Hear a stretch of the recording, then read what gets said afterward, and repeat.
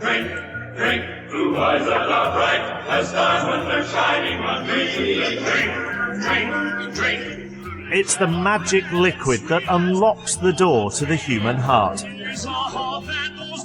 In celebration, in commiseration, for hatches, matches and dispatches, most of us reach for alcohol of some kind.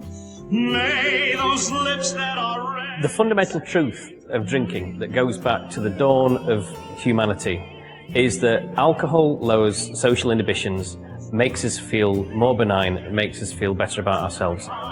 Drink, drink, drink. Oh, I drink like a fish. But isn't that a drug? No. Oh, no. A drop of beer does you good, mate. Keeps you fit.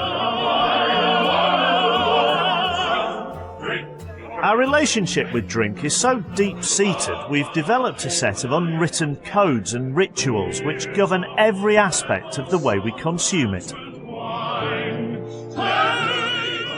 We're not supposed to be drinking double whiskies on a Wednesday night in the club. That's what you do on New Year's Eve. There's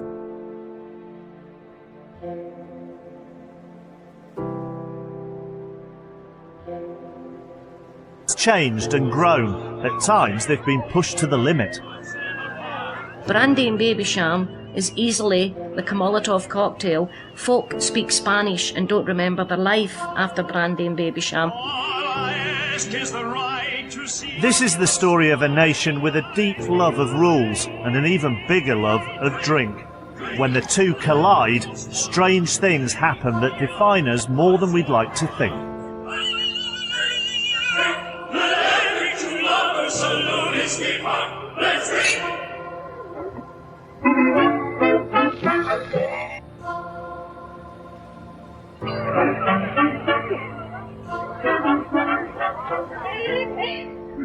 In 1945, after 6 years at war, Britain could celebrate victory in Europe.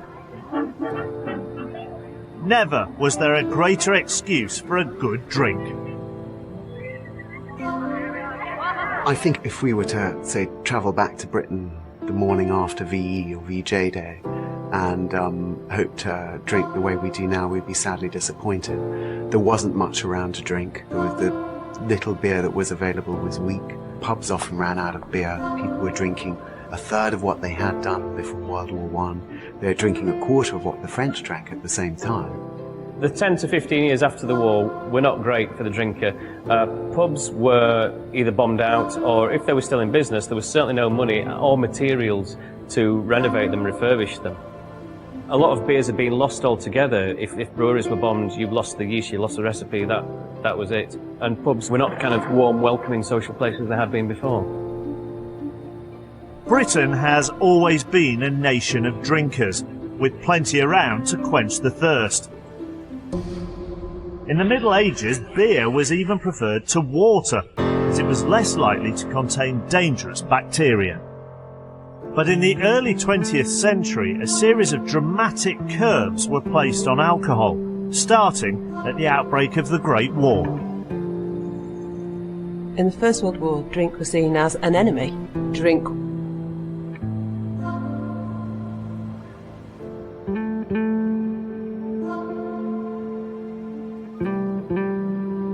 so during the First World War, drink was restricted. Beer and spirits were taxed. The price of whiskey increased 5-fold. Pub licensing hours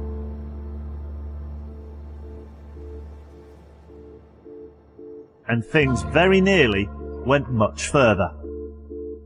We came within a hair's breadth of total prohibition of alcohol in the UK. It was only the threat, or the perceived threat, of communist revolution in places like Glasgow and Liverpool that prevented total prohibition of beer, because they thought that would be the final straw that caused revolution. By the Second World War, the lesson had been learned that actually access to pubs and drink was a positive in terms of morale, so people were encouraged. Churchill, himself a heavy drinker, realised the importance of the role alcohol had to play. The troops serving abroad, Churchill personally mandated that every single fighting man, wherever he was in the world, had to have a ration of 8 pints of beer a week before anybody at home got a drop. Arriving home after the war, troops were shocked to find the stock cupboards looking rather bare. Rationing meant there was little grain to make beer, and what whisky there was being sold abroad to help pay off Britain's debts. They make the stuff, and they like it. But they, like other people in the British Isles, find it hard to get, and it rolls up a large credit to Britain abroad.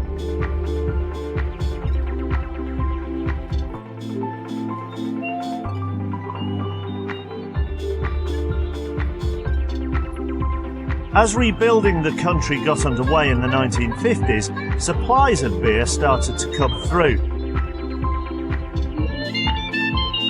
Good thing too, the workers were developing quite a thirst. People wanted to have a good time.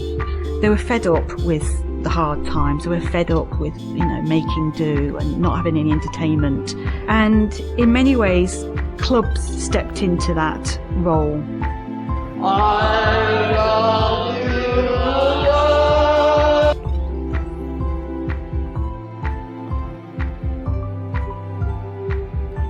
Was drinking. As the night wore on and you had a half or another half, then people would get loosened up.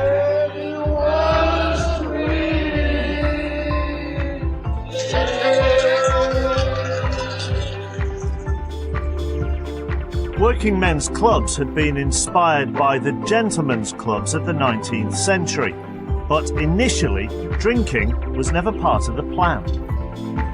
You had well-meaning clergymen and philanthropists setting the working men's club movement for working men. And the idea there was that this would be a place of education, a place of stimulation, a place to kind of bring people on and turn them into more rounded, healthy citizens. But you can't pull the wool over people's eyes, and these working men would join these clubs and they go, all right, so we say we're a club. Okay, so that means we can have a club license like the private members clubs have. Okay, we'll do that. So what had started as an attempt to broaden minds had been seized on as an opportunity to drink.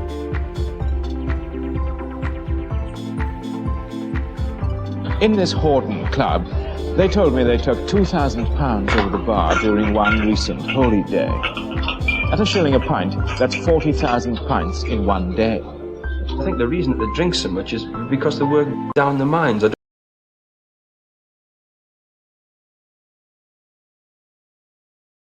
And when I was down there, you get all the dirt and grime into your throat, and then when you come back up, the first thing you want is something to drink. And obviously you don't want to drink water, so what do? They come home, have a wash, and they want to go out to a pub and have a drink of beer, you see. A trip to the club was part of every working day, and twice a day at weekends. After a shift at the factory or shipyard, the working man would go home to have his tea with the family, and then off to the club. Once you stepped inside a working man's club, you were almost expected to have a drink. There was pressure on you really to drink, and it was almost, you were shunning the company if you didn't have a drink. But this was drinking in moderation, and it was heavily ritualistic, with numerous unspoken rules and codes. You learned that perhaps people could drink a bit more if it was a special celebration, a birthday or a wedding or something like that. And you also learned in a working man's club that if people went beyond that, if they were drinking too much or the wrong type of drink on the wrong occasion, that they weren't going to be long for the club, that they would be thrown out, that, we're not supposed to be drinking double whiskies on a Wednesday night in the club. That's what you do on New Year's Eve. It's the wrong time, or it's the wrong time of day. So you learnt that there were certain rules and regulations. I had a lovely story from one drinker who grew up in a place like this. And the more mature men who sort of quietly ruled the place would drink on a carpeted part of in front of the bar. And the younger drinkers, the trainee drinkers, had to stand on the lino, which wasn't quite as nice. And this bloke was telling me about the time that he was called over by the men drinking on the carpet. So, just come over here, I want to ask you something. And I asked him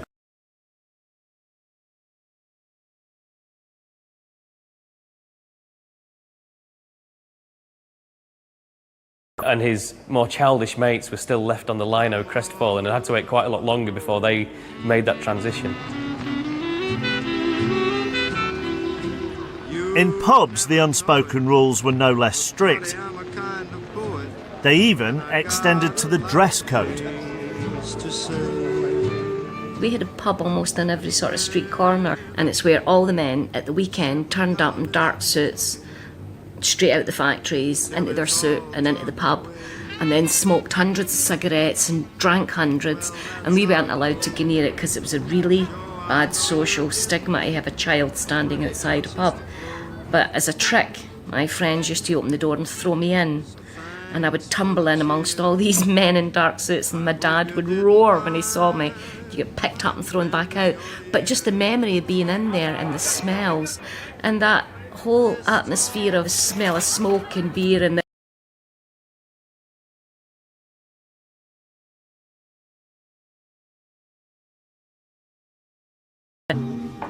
I got a little story you ought to know. I remember my mum ironing his trousers. It's Friday night, your dad's gone to the pub, and he dressed smart, and all his friends dressed smart as well. So I think it was a kind of social, we've worked all week, this is us in civilian clothing now, and we can relax and talk about men things and football and drink until we can't stand up, and then we'll sing some Frank Sinatra songs and wander home. That's the plan. So make it one for my baby and one more for the road. That long, long road.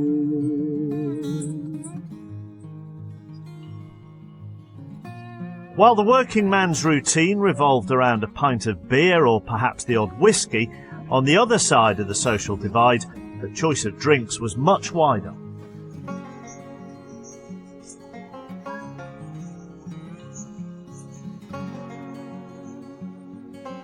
My father was never a pub man. They would go to drink parties. They would drink martinis. They would make martinis in a jug, a glass jug. They seemed to be 7 parts gin, 1 part vermouth. They would get quite sloshed on martinis, is my memory.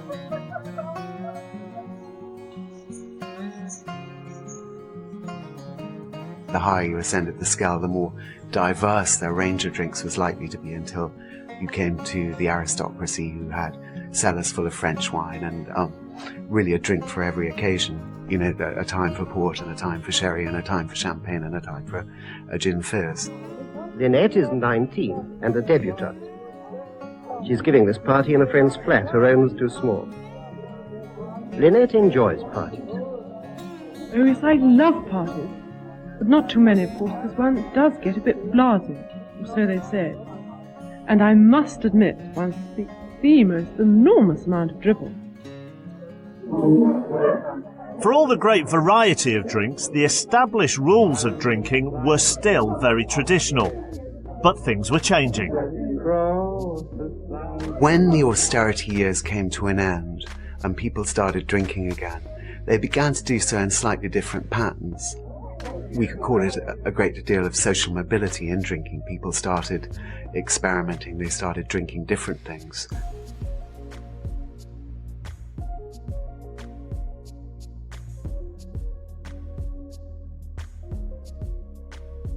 Hey, Mambo Italiano, go, go.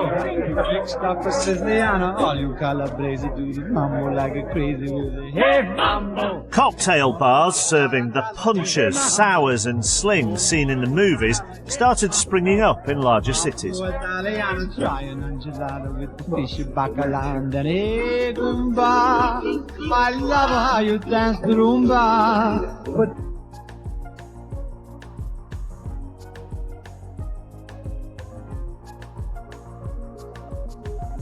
and bistros offering them exotic food served with a charming splash of Mediterranean eccentricity. Get happy in the pizza when you Mambo Italiano.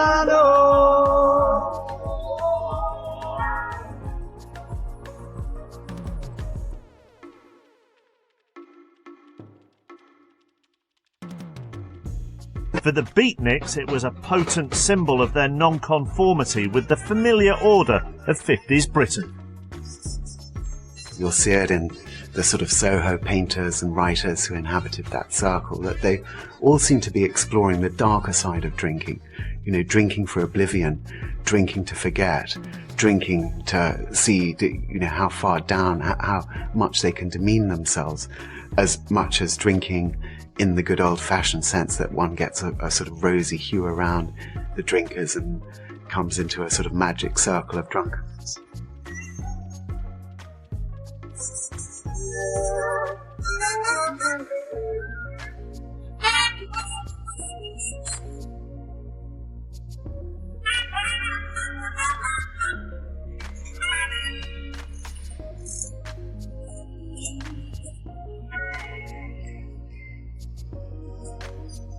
Making a challenge of his own, but for very different reasons, was the young working-class man.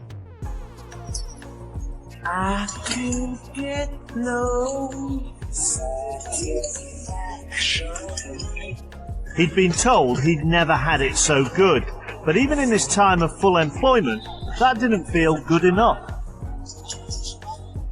You know, the work had come, people had money in their pockets, but what had come wasn't the sort of promised land of hope and glory that the war had been fought for. We see a young worker who's beginning to get the fruits of his labours.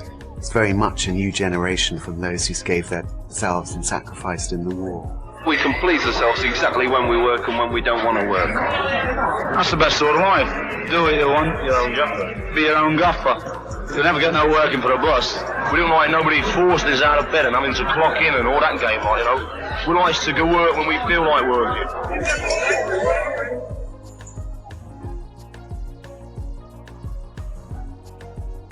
Down from generation to generation was now being rejected. And we begin to see a new sort of drinking. They seem to drink in quite a negative way, you know, that they would go out and have their 10 pints on Friday night and drink to escape from their work as opposed to celebrate life in general. Whatever.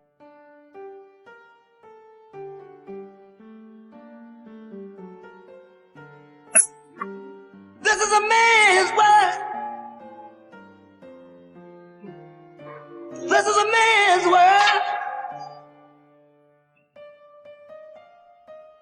But it wouldn't be nothing, nothing without a woman or a girl.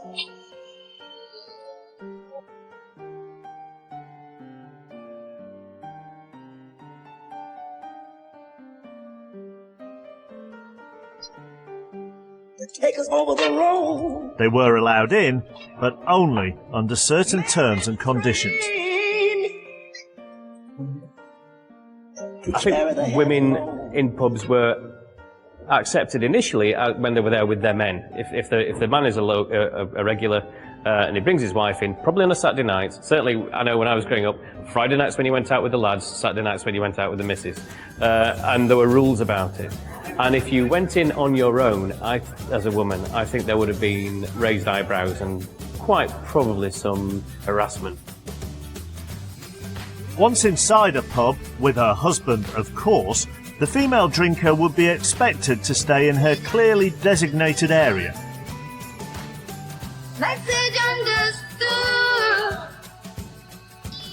The pub itself was split into different sections. Standing at the bar was largely a male preserve. Men tended to order drinks at the bar. Women tended to sit. Women certainly wouldn't go into the vault, which was the men's area. In some pubs today, you still see evidence, the evidence of those different parts of the bar, the different uses of pubs. But there was one area of the pub which women could call their own.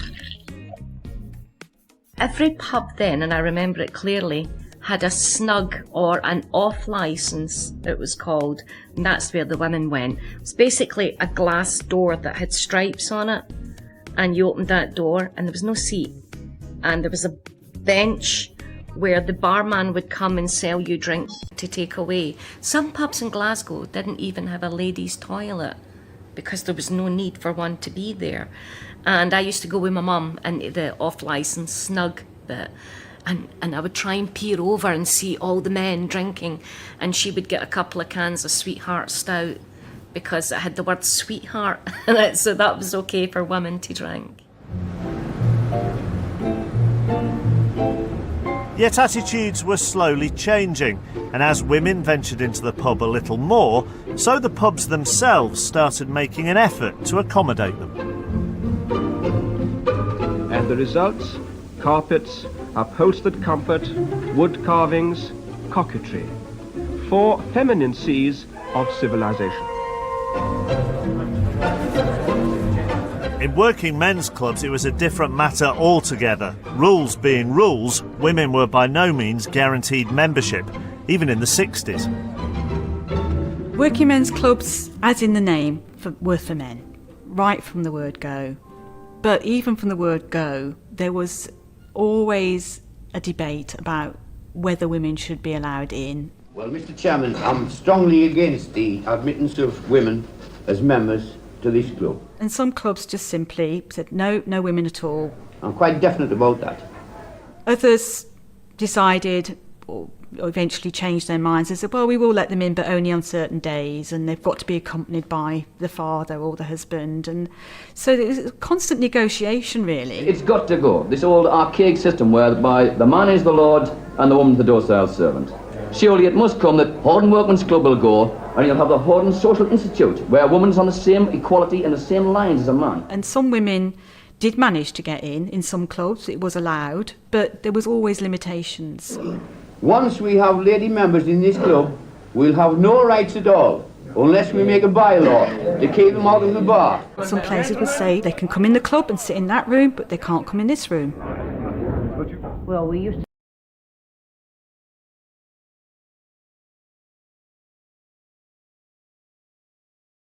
So we decided we'd form a ladies' dart team, and ever since it's been a great success.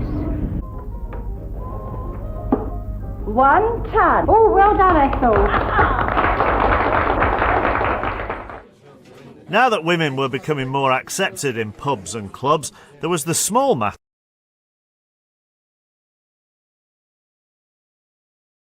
Audience, as they started to enter the workplace and started to earn a bit of independence and money of their own, they became a target. So, for example, lager brewers who'd failed time and time again to get men interested in lager said, right, well, we'll spend millions of pounds advertising lager as a woman's drink.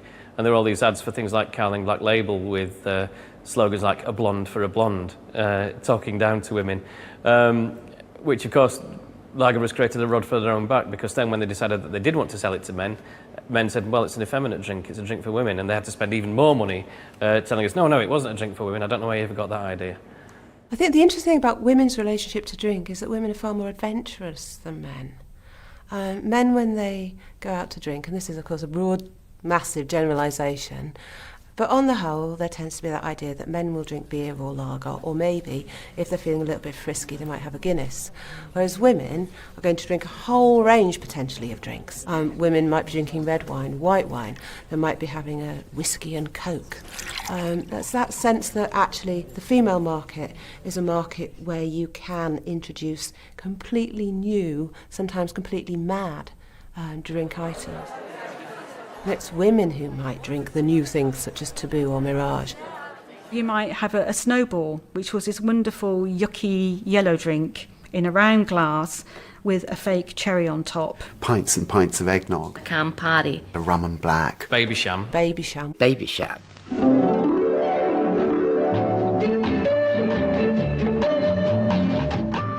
Baby Sham. A pear champagne, or perry, was created by a Somerset businessman trying to ferment fruit juice. It had crept onto the market in the late 1950s. Helped by sophisticated television advertising, by the 1960s, bottles were selling by the million.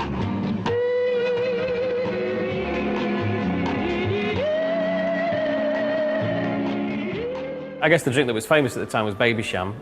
Certainly my auntie used to drink it from my earliest memories, so she must have been drinking it in the 60s. I remember Babycham being derided as quite a comical drink, I guess because it was marketed specifically to women and because it had a cartoon deer on the front. But when you pour it out now and have it as a perry and have it against other perries, which because perry's making a comeback, it's actually quite a decent drink.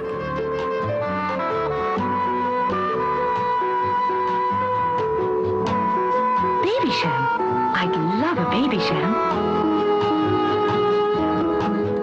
The aesthetics of drinking, or of drink, is quite interesting. You know, the Babycham glass, the Babycham itself, it looks beautiful. And it's delicate. I mean, if you ever come across those Babycham glasses today, you'll see they're smaller than you would think. They're smaller than the classic kind of wide open champagne glasses. They're really, really dinky. And it's their dinkiness, and you know, alongside the fact that they're relatively low alcohol, which I think carves them out as a woman's drink. Summertime is with us. Soon, the meagre choice of drinks that Britain had got used to would change beyond recognition. And the cold days of winter are behind us now. And the springtime promises all come.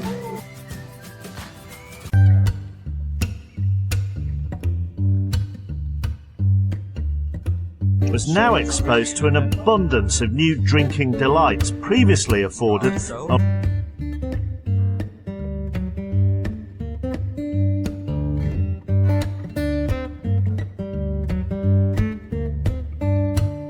their views on drinking. Prior to that, they'd only been used to what they saw in Britain, quite a simple choice of drinks. Once they got over the channel into the continent, saw where drinking was much more of a unisexual activity, people of all ages, of all status drinking wine. This changed their attitudes and they tried to bring it back home with them.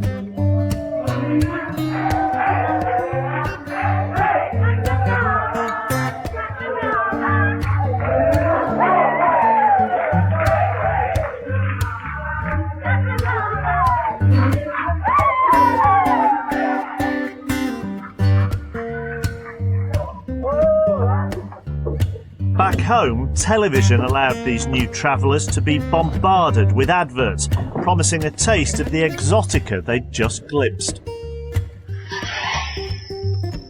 Next time any place, anywhere, there's a wonderful taste you can share. The right one, the right one,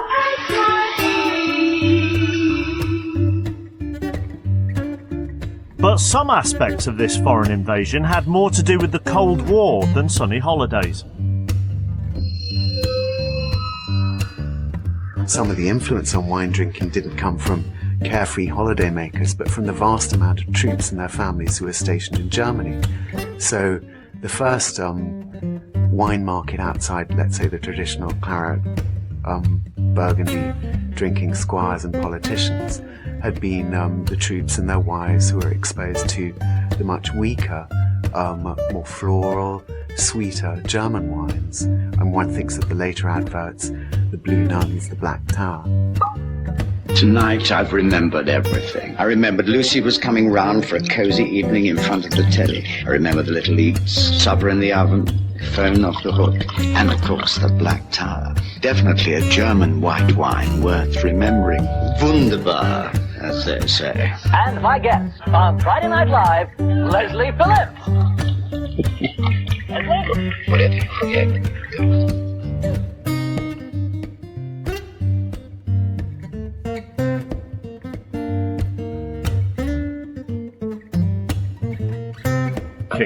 And now there was more choice, everyone could enjoy a bit more. Then there was George Best.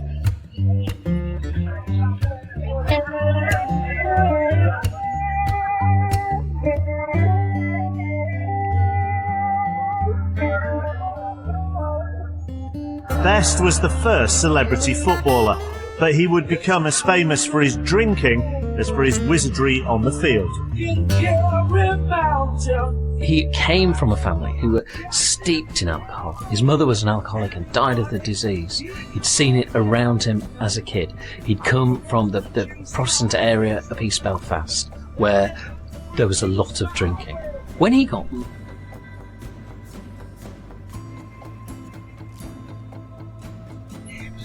the adulation, when he got the screaming girls, he didn't know how to cope with it. And we have to be sympathetic here. There was no rules. How would you cope with it? There's whiskey in the jar.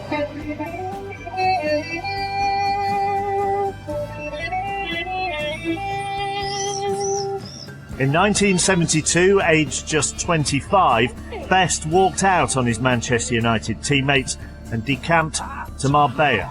There he participated in the sort of drinking which would one day be his undoing. By his own admission, he would wake up mid-morning, have a couple of shandies. This was purely, as he put it, just to clear his head. Then, as the morning drew on, he would have a little wine. Then, as lunchtime drew further on, he would have quite a few beers. Then, as you do, he would go and sleep it off, waking up just in time for the afternoon, where this fantastic athlete would then go on to the hard stuff, i.e. vodka, which at the time was his favourite spirit, and he'd go to bars frequented by tourists. Ironically, because he was a quiet drunk, because he was a functioning alcoholic, he'd get regularly, repeatedly annoyed by the drunken antics of his fellow bar dwellers. So he would go back to his hotel, ironically called the Skoll Hotel in Marbella, and he would go to their cocktail bar, where he would have a few nightcaps. George Best's downfall would prove great business.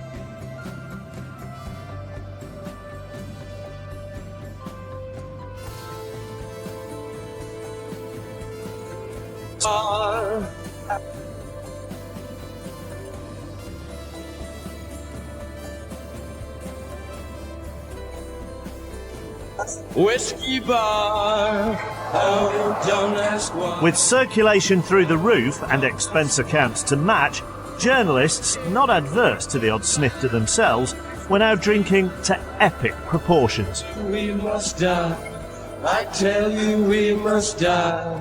I tell you, I tell you, I tell you we must die.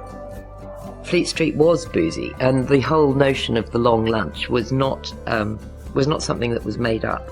I mean, people would disappear at 1 and not come back till 4, and sometimes not come back at all.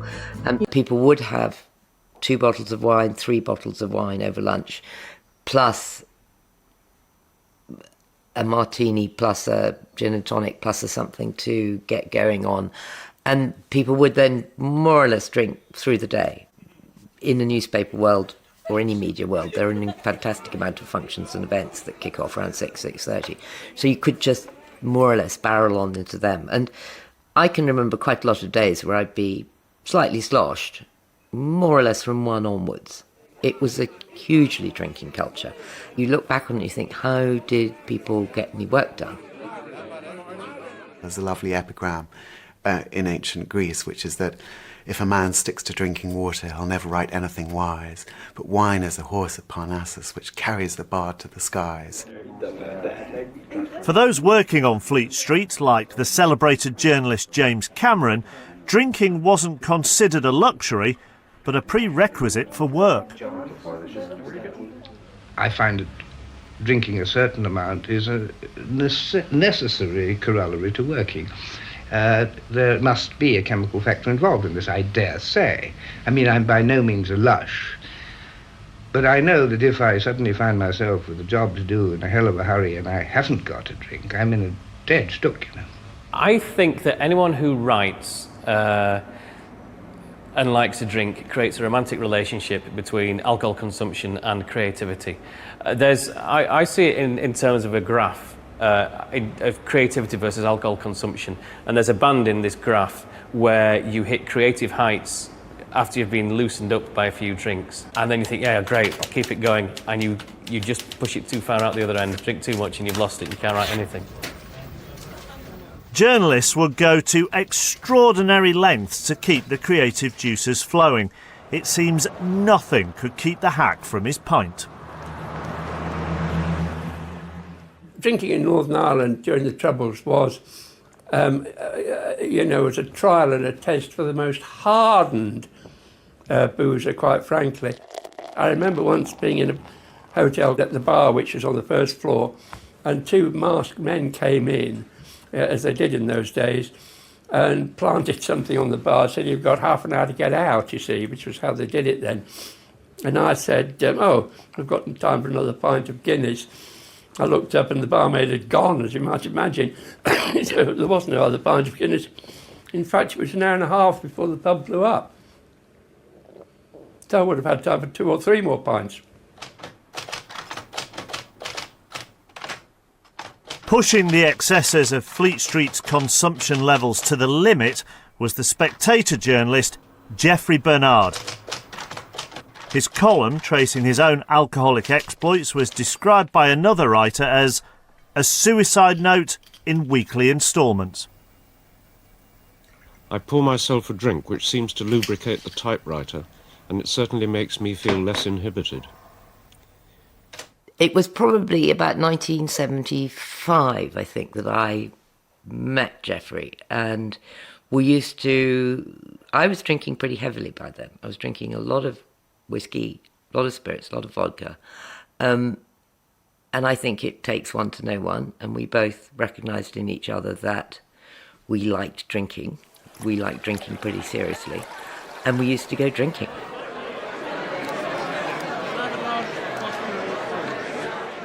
It was a ferocious drinking culture in which Geoffrey was an extraordinary character because despite the level of the drinking, he still managed to write his column for The Spectator and he still managed to be a genius. I try to get all my work done by 11. There are always deadlines to meet. I make mine opening time, whatever the editors may say. There's a sense of urgency about lunchtime drinking that I like. In the evening, people are just plundering time. If I arrive at the Coach and Horses at 12 and not 11, Tom Baker tells me that I'm late for work.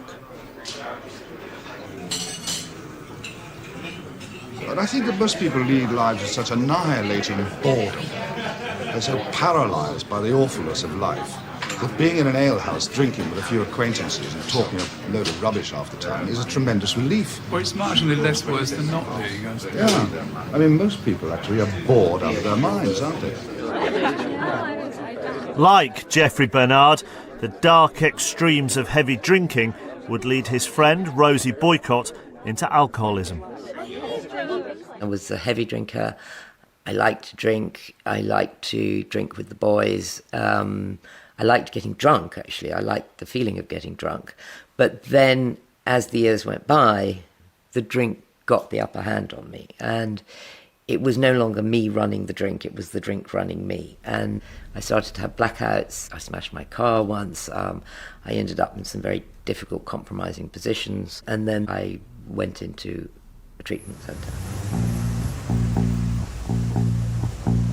In the House of Commons, professional drinking of another kind was taking place. Here, the combination of alcohol and power proved a heady mixture, lubricating the kind of political gaffes the Westminster press lobby was only too happy to write up.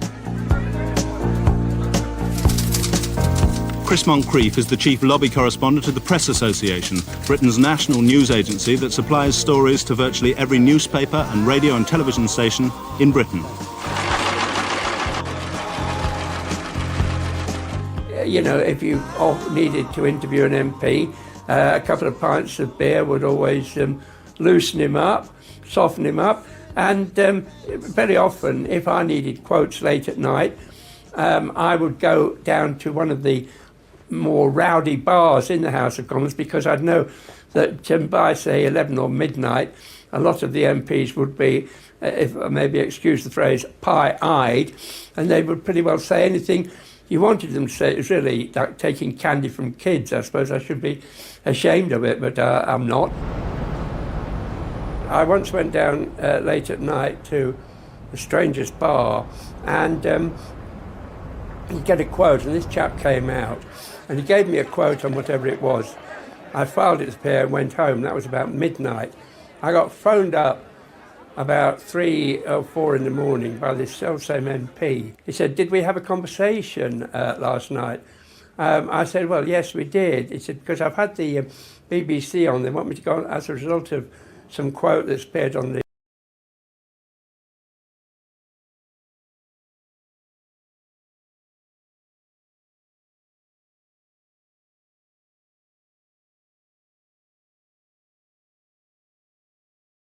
"Could you also just remind me what my view is on this matter, please?" And he went on and was a hit.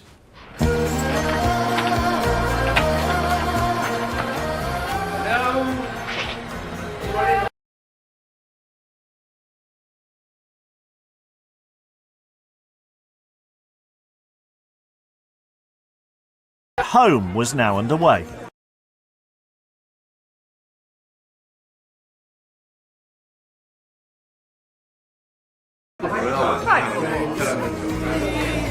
And it wasn't just the middle classes enjoying this. Everyone was benefiting from easy access to an abundance of alcohol.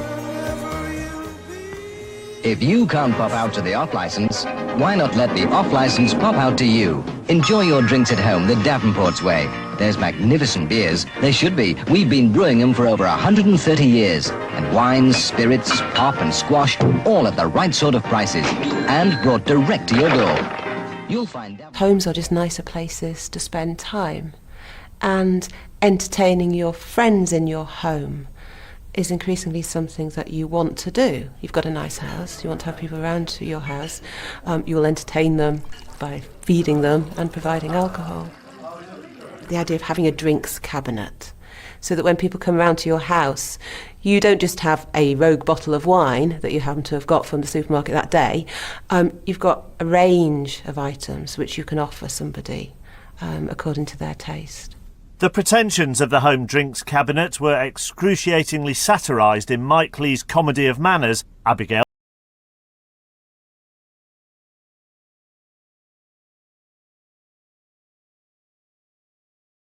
Not all drinking at home was quite so aspirational, though.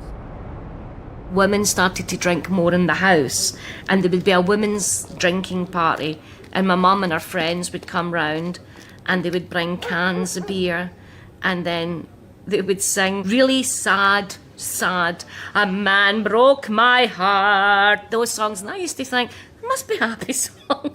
ABBA's it, sing an ABBA song. No, all had to be, "He broke 'cause I'm crazy for feeling so blue." And the women sang these maudlin, sad songs. And there was one wee woman I remember, she got up and sang, "Beneath the snowy mantle far away." And all the women went, "There better be a death in this song." While the women were at home, the men were out, together, watching football and drinking.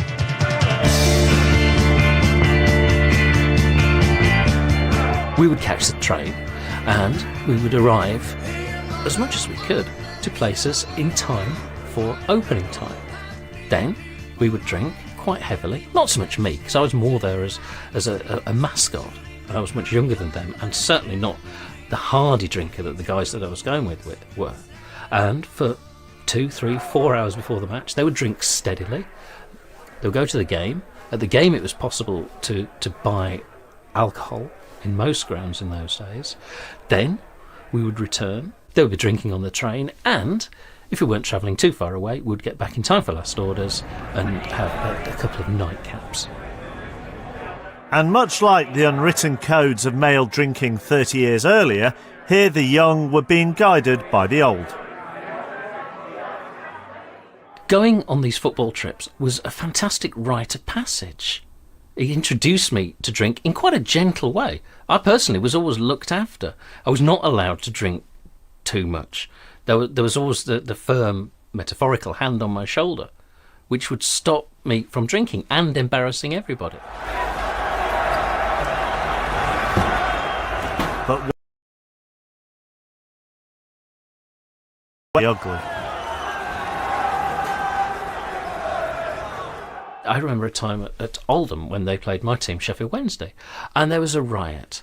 Sheffield Wednesday supporters have been banned from attending the club's next 4 away games following the riot at Oldham Athletic on September the 6th. But Oldham have been cleared. It was quite frightening. It was quite a frightening experience for everyone. There was an awful lot of arrests, and everyone arrested had been drinking. They weren't nasty people. They weren't particularly violent people. They were mild people who turned violent under the influence of alcohol, allied to the tribalism that football brings. In Glasgow, the problem was even worse. The cup final of 1980 between Celtic and Rangers would provide the breaking point. Celtic's fans, drawn mainly from Glasgow's Catholic population, stormed over the ineffective barricades onto the pitch to taunt Rangers' mainly Protestant supporters at the other end. They counter-attacked. The violence so close to the surface of this long rivalry spilled over into the worst football riot here in living memory. Football supporters play a big part in the drinking culture in Glasgow. Every single time there was an Old Firm match, Rangers versus Celtic, you know, like domestic violence goes up by about 80% on those days, so it's a frightening aspect, and I'm sure I've got an ulcer somewhere to this day worrying about it. The 1980 Scottish Cup final would become famous as the match which led to a total matchday ban.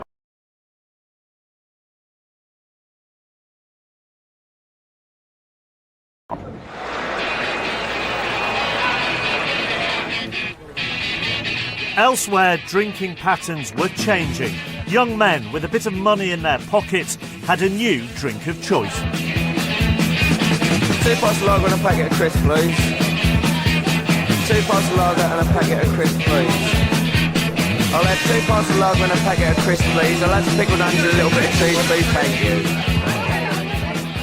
Lager exploded in about 1976 from a very, very small base to start growing really rapidly, thanks mainly to the really, really funny TV adverts. But by the 80s, it wasn't just growing, it wasn't just a new trend, it was becoming increasingly commonplace. It's what young men would go out and drink, and it became a symbol of affluence and a symbol of a new generation. Ever since the first attempts to introduce lager onto the mass market, it had been regarded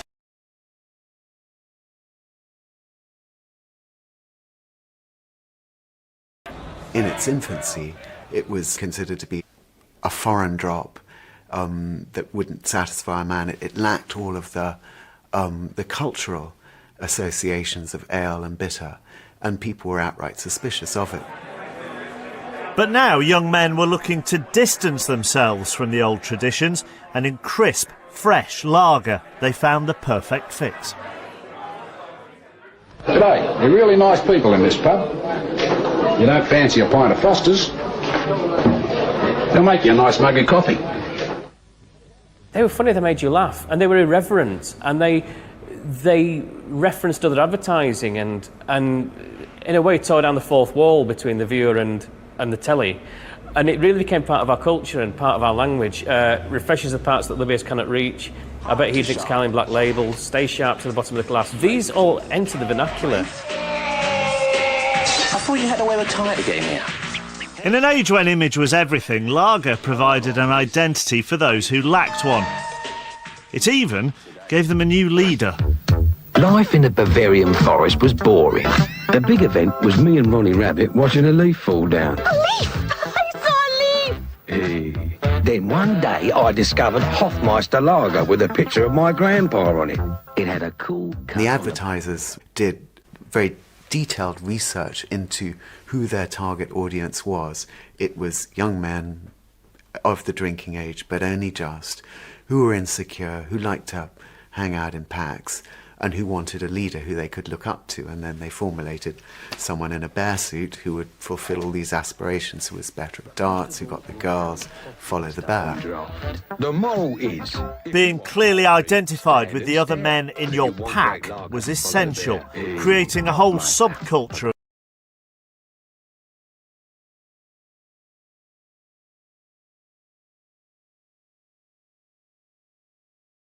of us, and we have 8 bottles of Beck's. That's what we have, that's our round. And then sometimes we might get really adventurous and have 8 bottles of Bud instead. But no one can break that group code. Now, the difference between Bud and Beck's is trifling to most of us, but these tiny, tiny differences take on huge significance in a culture where everything, down to your cuff buttons, is scrutinised and is a symbol of the pack that you're in.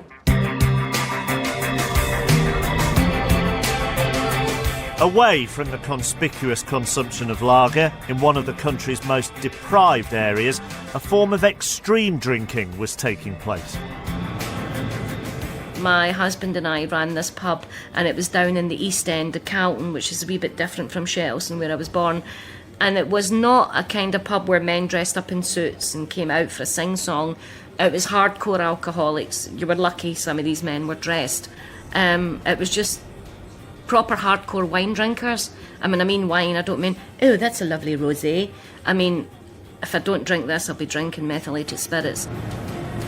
The area had been run down, really run down. In fact, there was no street lighting at that point, and I remember thinking, this is like a post-apocalyptic scene from some movie. The tenements had all been pulled down, it was just like broken streets, and this pub stood itself with nothing round it, with no street lights. It might have been a time warp.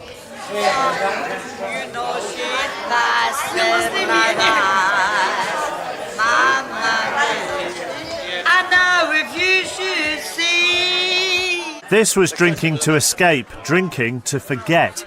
But even in these circumstances, it could take on a bizarrely exotic air. Babycham was a big hit, and I'll tell you, it's a lethal combination. Nobody knew it. Brandy and Babycham. Women thought that was a dinky drink to have. Brandy and Babycham is easily like a Molotov cocktail. Folk speak Spanish and don't remember their life after Brandy and Babycham.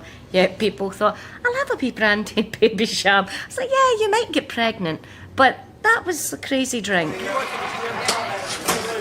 Oh, there was a great trend for cocktails. They saw them in videos, like Club silver plastic bottle that you shook and poured. You weren't even allowed to make it yourself in case you got it wrong.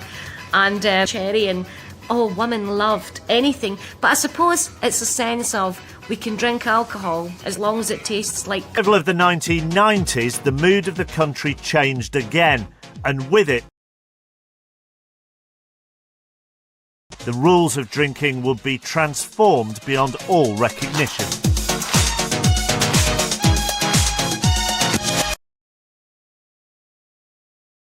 Decade when we look back on it. Not just drink, but a lot of other things as well. In 93-94, the amount of what we were drinking briefly plummeted as people were switching to recreational drugs. The whole ecstasy and rave culture really had...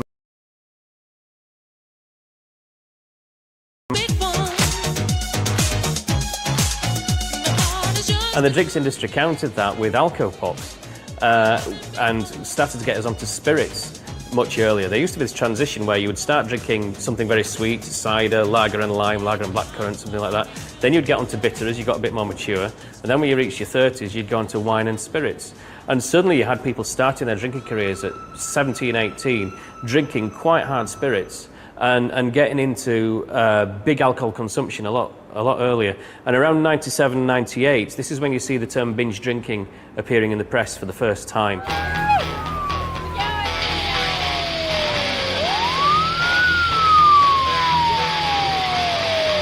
Now, the unwritten checks and balances that had governed British drinking for years were being discarded. This was overindulgence on a scale not seen before, and it was happening on the high street.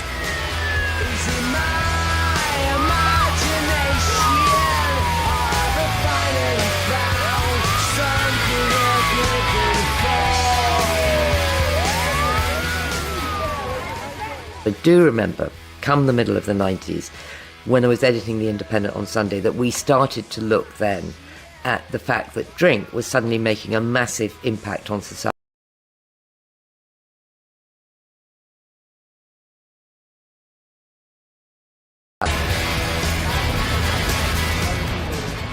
The boast when I was a teenager was, oh, I can have 10 pints and still walk in a straight line. The thing that changed in the late 90s was glorifying drunken excess and actually being cool if you're on the floor puking your guts up. Don't know where that came from.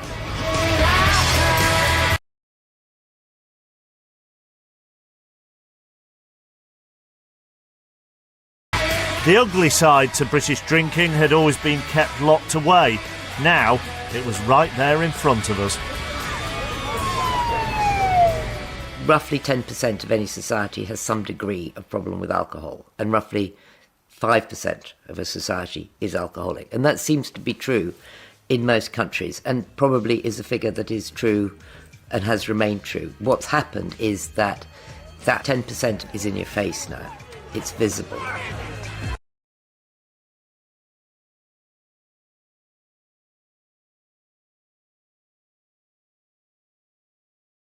We are. The real extent of our alcohol intake is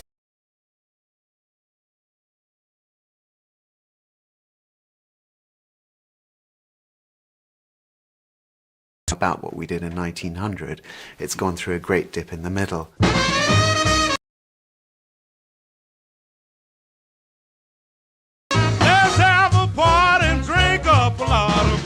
For 100 years, our relationship with alcohol has been constantly changing. We've run the gauntlet with measures to curb our drinking. We fought for our country when the barrels were nearly dry. We've had rows about who should drink and what they should drink. We've travelled the globe looking for new tastes. We've drunk at home and at work. Drunk to remember and to forget. And at the end of all that, we're right back where we started.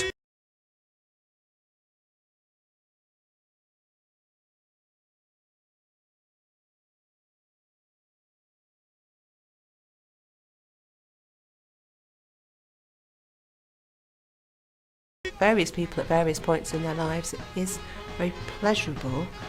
It's a really pleasurable thing to do, and it can take you to a place.